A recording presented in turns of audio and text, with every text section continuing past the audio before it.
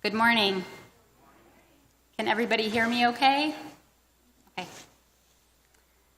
I'm really grateful for the opportunity to be back here among you. We worshiped here with you for several months after we had resigned as pastors at Millersburg Mennonite, so it's good to be with you all again. I'd like to start out by setting a bit of context for the scriptures that Ken read. I'm guessing that many of you are familiar with the Babylonian Exile. The details vary a bit, but basically what happened was that at 4 different times over 15 years, Jews from Judah were taken as captives to Babylon. Some were left behind to harvest crops and take care of the land, and they were under the control, the governance of Babylon. During this period, Nebuchadnezzar destroyed the city of Jerusalem and also the temple, which was a very sacred place for the Jews. It was where they went to meet God. So I want you to imagine what it might have been like for the Jews. And if you find it helpful to close your eyes, I invite you to go ahead and do that. So imagine being torn away from the home you grew up in. Taken from your country and all you've ever known. And to all of a sudden become a refugee in an unfamiliar place. Living in captivity in a foreign country. Being forced into slavery. How would you be feeling? What would you be thinking?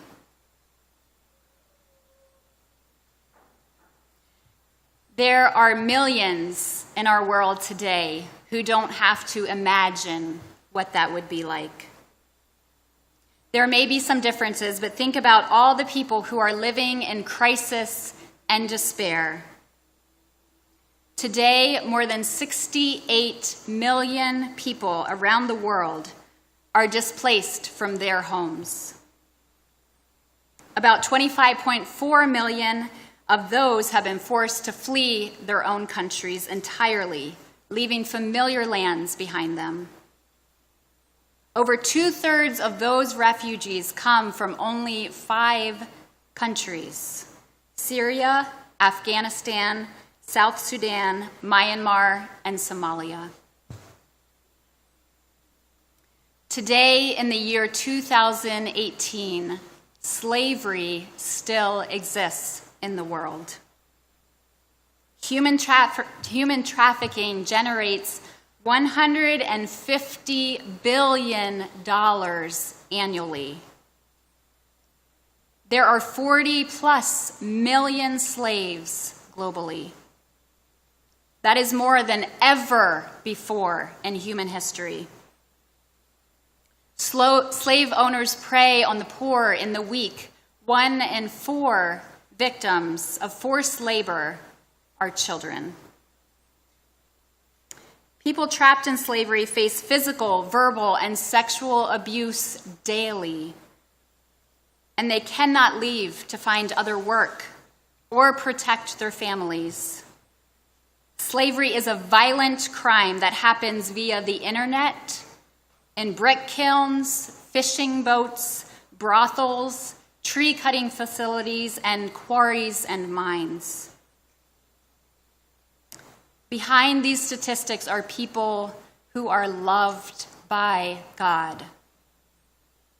They are mothers longing to return home, fathers yearning to be able to work again, children searching for a childhood, people desperate for freedom and respect.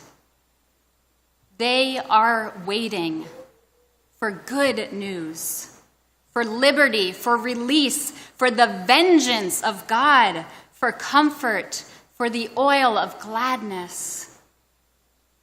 They have dreams for the future, and we cry out with them that the tears they weep will be turned into shouts of joy, that good news would come to all who are oppressed, that those with broken hearts would be healed, that those in captivity would be set free.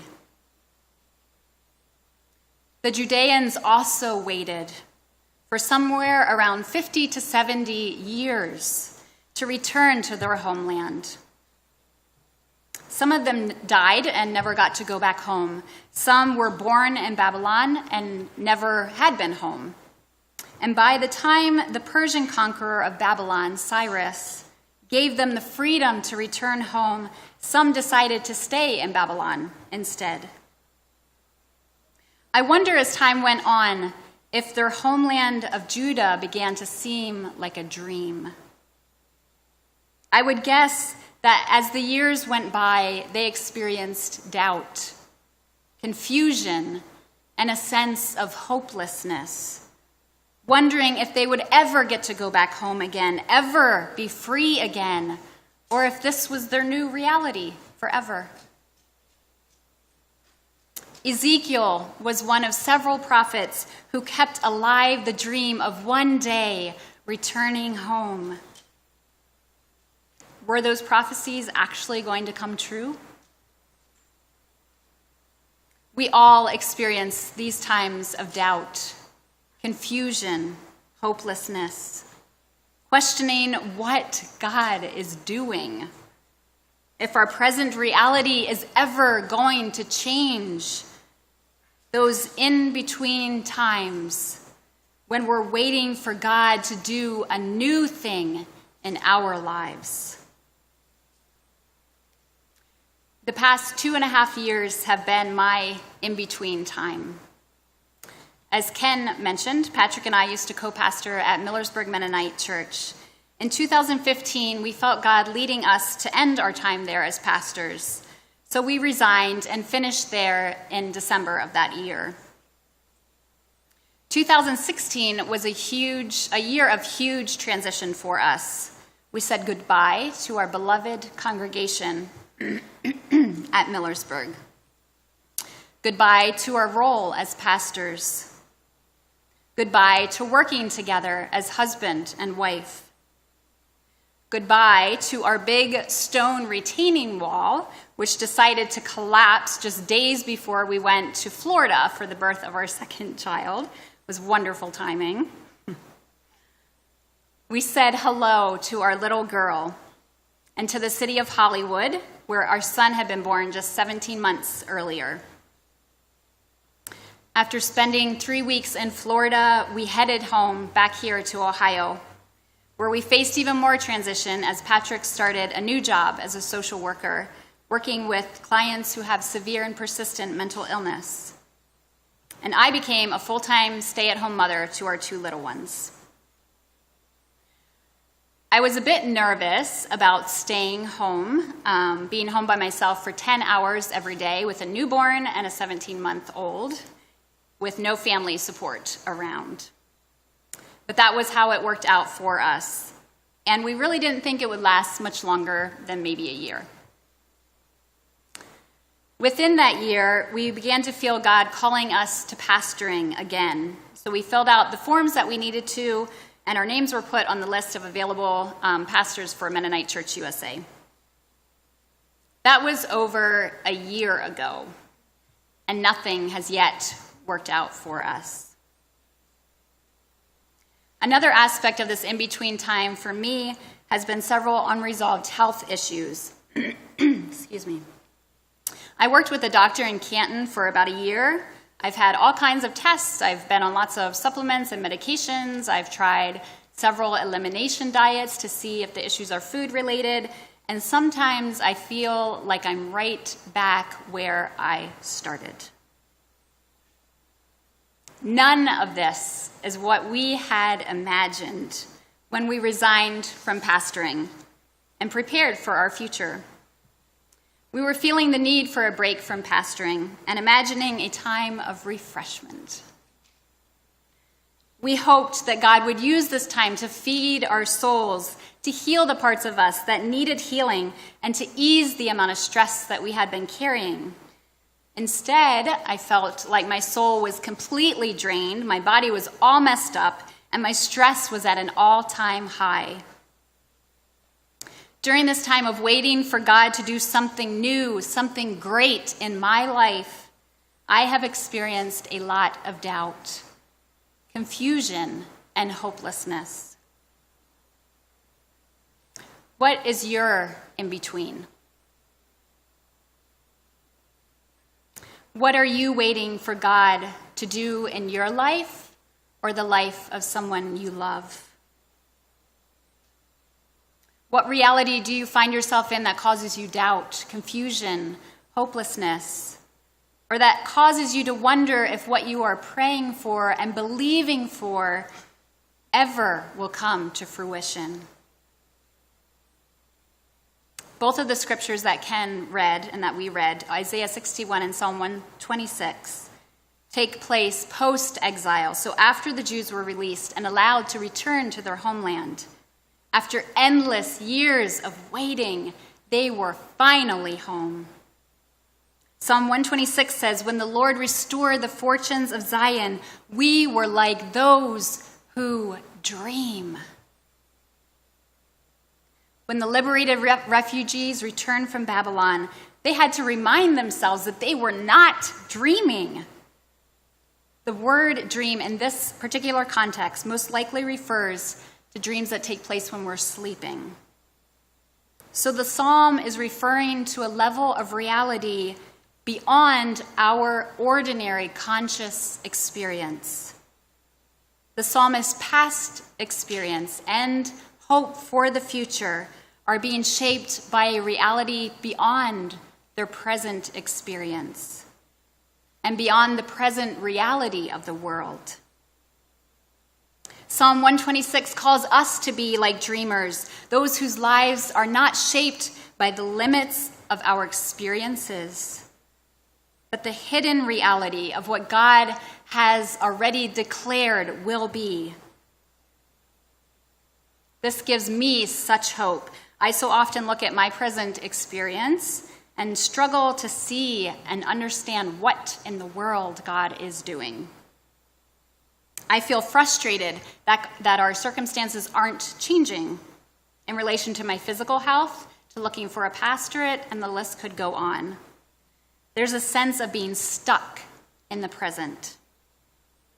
And if we look at the present reality of our world, how can we not feel a sense of despair? There are times when our circumstances change for the better, when we can obviously point to a great thing that God is doing for us.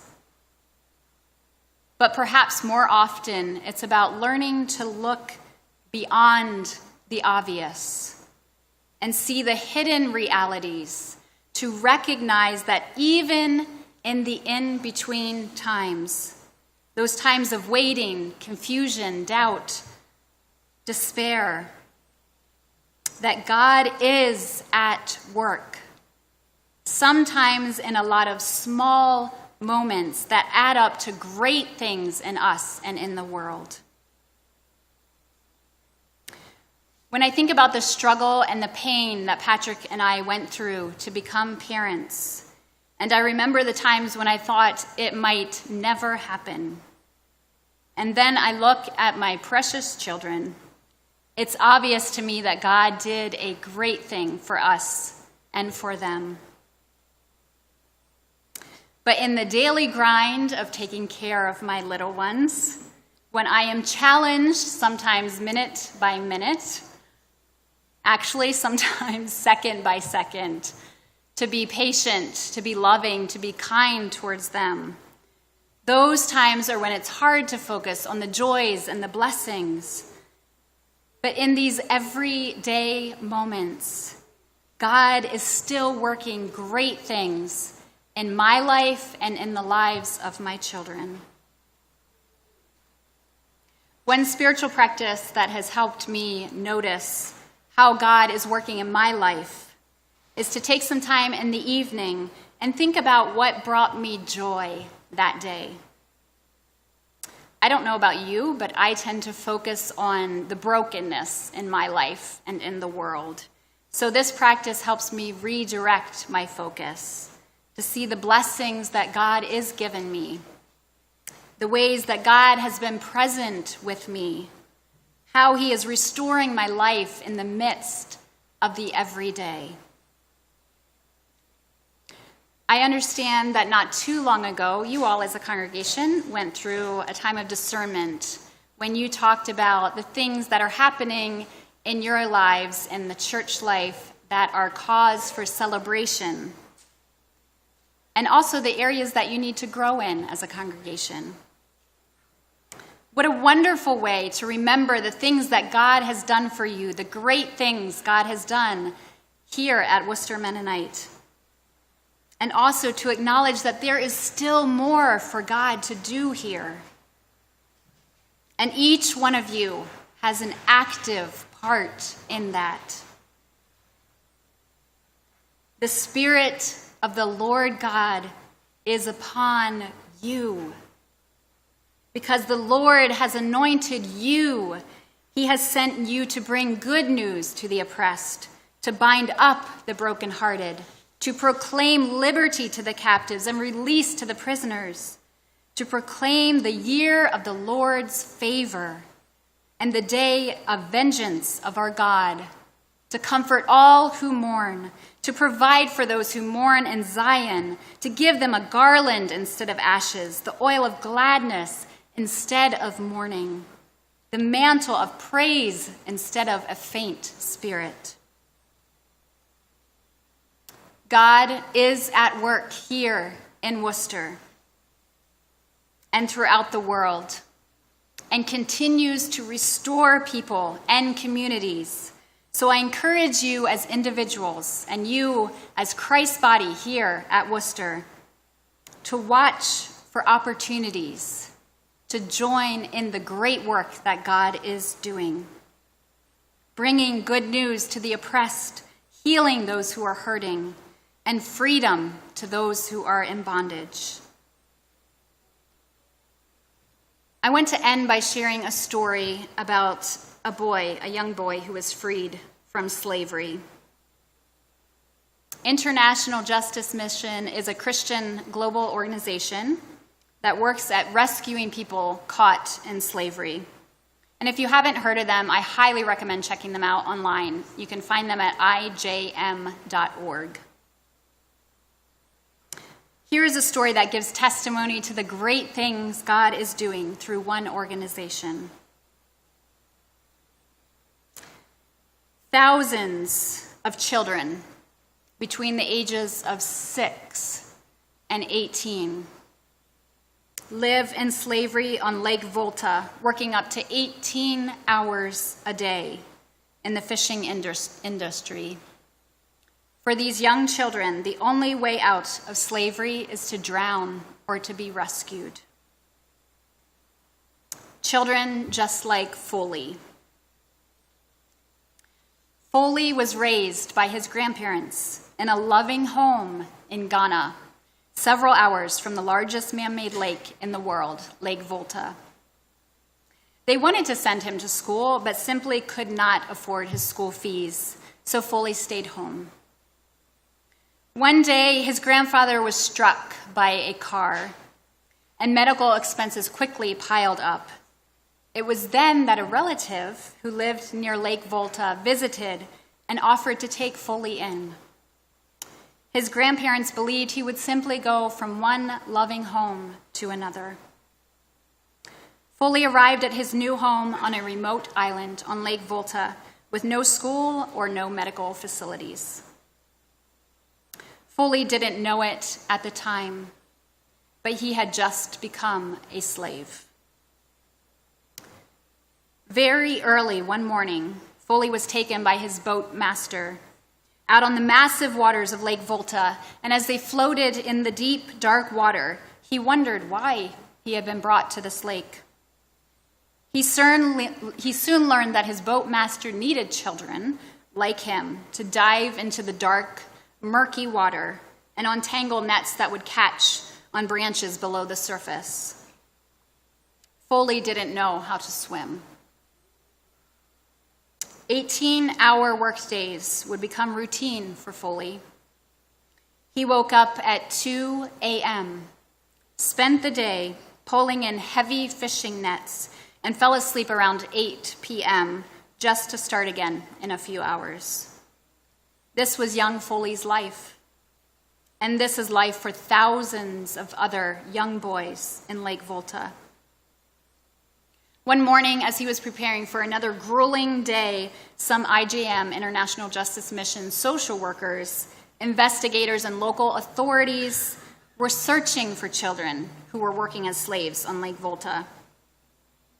When their boat pulled up next to Foley's canoe, they called to him, asking him questions about his life. The boatmaster answered, but they saw straight through his lies. The abusive boatmaster was arrested, and Foley was taken from the canoe with the other boys. This is what rescue looks like. Today, Foley is safe and free, and I imagine that his mouth is again filled with laughter and his tongue with shouts of joy because God has restored his life. Let us give thanks to God for what he has done in this young boy's life, and let us share with others the great things that God has done for us. For it is good news. Those who sow in tears will reap with shouts of joy. Those who are captive are set free. Those who mourn are given a garland instead of ashes, and the mantle of praise instead of a faint spirit. The Lord has done great things for each one of us, and we are filled with joy. Amen.